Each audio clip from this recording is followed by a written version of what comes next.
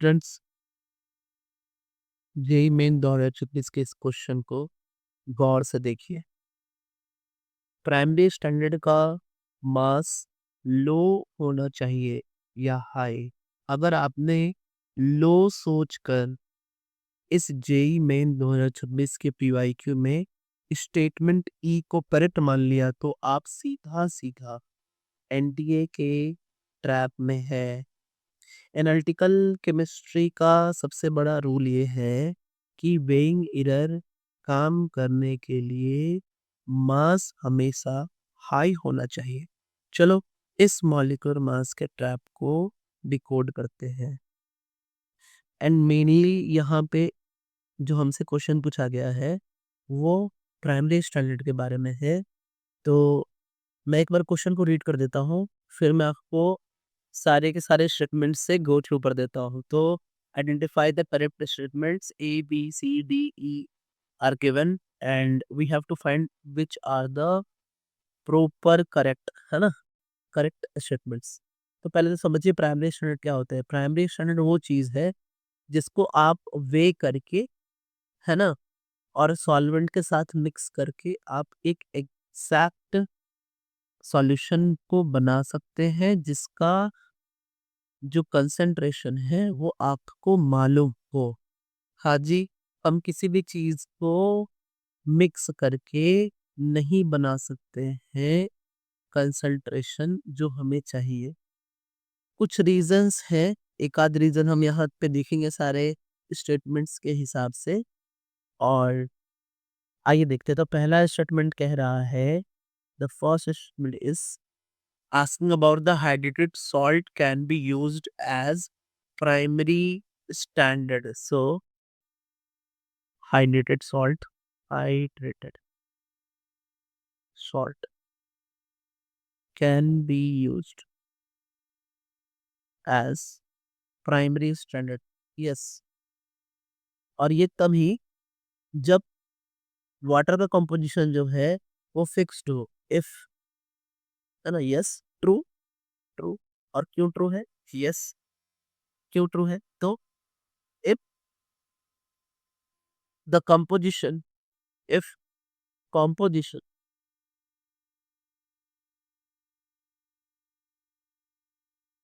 is definite, that is, एक example से बात करते हैं, है ना, that is water having definite number of molecules पर मॉलिक्यूल ऑफ सॉल्ट और एसिड और एनी सब्सटेंस।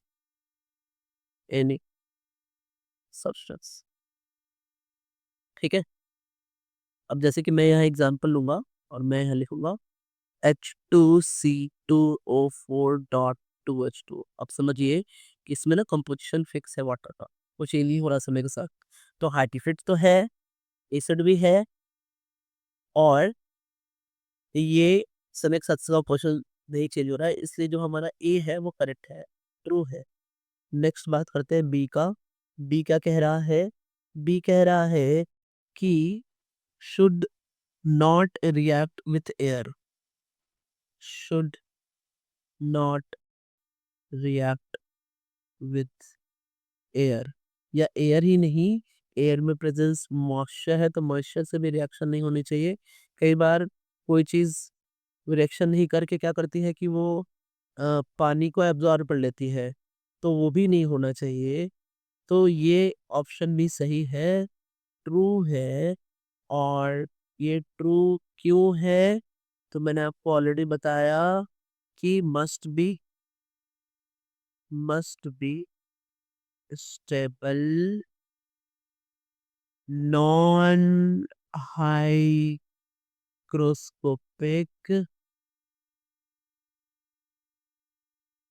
ठीक है, not react with, not react with to और O2। अब समझिए कि जैसे CaCl2 है वो पानी से रिएक्शन कर सकता है, वो हाइग्रोस्कोपिक है।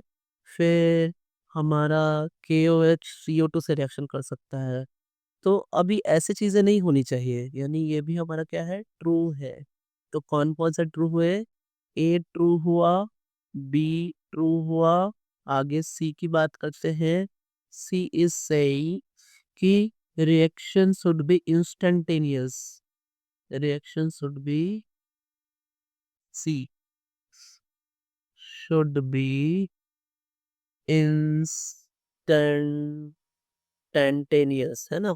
Reaction should be instantaneous and stoichiometric, and stoichiometric, है ना। अब समझिए इस बात को, क्यों ऐसा कह रहे हैं। देखिए, हमें वेट न करना पड़े कि हमें कितने मास को कंज्यूम किया है, तो रिएक्शन इंस्टेंटेनियस भी होना चाहिए और स्टोकियोमेट्रिक रहता है तो कैलकुलेशन आसानी होती है। तो इसलिए क्यों है, ये ट्रू है। और ट्रू क्यों है, क्योंकि ये इंश्योर कर रहा है एक्यूरेसी, इंश्योर एक्यूरेट टाइट्रेशन, है ना, टाइट्रेशन के लिए सही है। आगे की बात करते हैं ऑप्शन डी की। डी इज सेइंग कि should not soluble in water, primary standard should not soluble। तीसरा, लास्ट, लास्ट ई की should have lower molecular weight, should have lower molecular weight, ये भी गलत है। अब क्यों गलत है मैं आपको बताता हूँ, समझो इस बात को फिर से। फॉल्स। अब इस बात को फिर से समझिए, क्या दिक्कत क्या है। दिक्कत ये है कि अगर आप वेट करने जाएंगे, वेइंग करने जाएंगे उस सब्सटेंस का, तो जितना छोटा मास होगा, तो उस छोटे मास का जो 1 मोल का ग्राम है, या फिर 1 पोलेंट का जो ग्राम है, तो वो कम होगा। तो फिर फिजिकल बैलेंस से अगर एरर आता है, जैसे मान लें कि मुझे 1 ग्राम मेजर करना है और 1 ग्राम में जो एरर आ रहा है वो आ रहा है 1.3, मतलब 1 ग्राम को 1.3 मेजर कर पा रहा, लेकिन अगर 200 ग्राम मेजर करना हो तो फिर 200.3 आएगा। तो मॉलिक्यूलर वेट जो है, वो मॉलिक्यूलर वेट जितना हाई रहेगा, तो फिर जो एरर है वो एरर क्या होगा, छोटा हो जाएगा। तो ये बातें हैं कि 1 ग्राम अगर किसी का मॉलिक्यूलर वेट है और आपने 1 ग्राम मेजर करने जाना 1 मोल बनाने के लिए, तो फिर वह 1 मोल 1.3 मोल हो जाएगा, 1 मोल का 1.3 मोल हो जाएगा। और किसी का 200 है मॉलिक्यूलर वेट, आप 200 मेजर करने गए, तो 200.3/200 आपने डिवाइड किया, तो ये तो 0.3/200 हो गया। तो देखो एरर कितना छोटा हुआ। तो इसलिए मॉलिक्यूलर वेट जितना बड़ा होता है तो एरर जो है, परसेंटेज एरर उतना ही छोटा हो जाता है। ये फॉल्स है ना। So percentage percentage error percentage error must be lower for highest molecular weight। Yes. अब मैं आपको गोल्डन रूल दे रहा हूँ यहाँ पे, पहले आंसर भी बोल देता हूँ। A B C D E में से ए सही है, बी सही है, सी सही है, डी गलत है, ई गलत है। तो आंसर हमारा क्या है, आंसर है डी, ऑप्शन डी, जहाँ पे ए बी और सी दिया हुआ है।